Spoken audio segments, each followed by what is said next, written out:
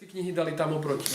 No. Ak by sa tam spravili, Tam majú neby stačilo vlastne plato zo... Keby ste spravili 3 regály. Tak deje sa to, že sa sťahujeme po 14 rokoch.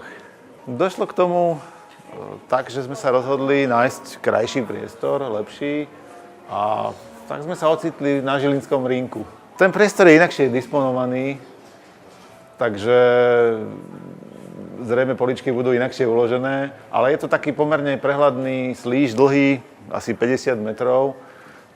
Nebude tam možno toľko zákutí, ako bolo v starom priestore, ale myslím si, že sa nám podarí vytvoriť takú istú atmosféru.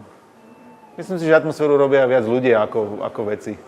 Otvorenie by malo prebiehať slávnostnejším charakterom, predsa len je dobré niektoré okamžiky si zapamätať.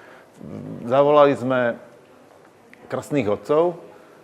Jedným z krstných otcov, ak všetko dobre pôjde, by mal byť známy slovenský aforista Tomáš Janovic.